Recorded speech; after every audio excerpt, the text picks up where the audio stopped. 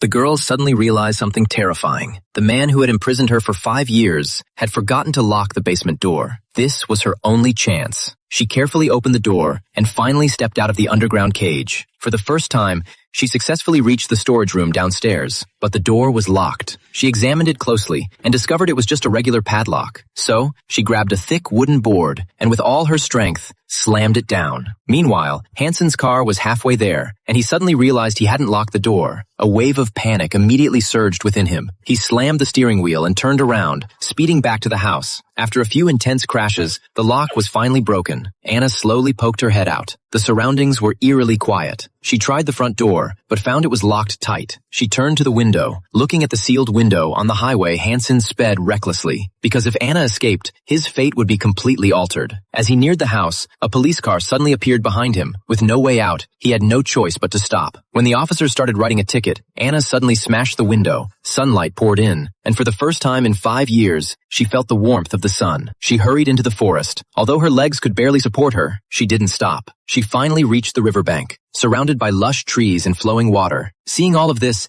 Anna collapsed on the ground. Tears flooded her face uncontrollably. She wiped her face and continued running along the river. Her lungs burned with pain, and her vision began to blur. When she finally stopped to catch her breath, she heard the sound of a car. Without hesitation, she rushed to the road. The car screeched to a halt. The door opened, and she stared at the door with fear and hope. That night, a woman heard urgent knocking on the door. She opened it to find Anna. Oh my God.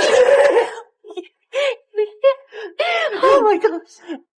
Oh my gosh, you're here. It was the daughter she had been searching for all these years. Mother and daughter embraced tightly, tears streaming down. However, Hansen's shadow still loomed over them. When Abby, Anna's twin sister, heard the news, she rushed home. The sisters embraced tightly. Tears filled their eyes, looking at Anna. It's really you. I knew you were alive, I just knew it. I promised myself I'd see you again. Where have you been?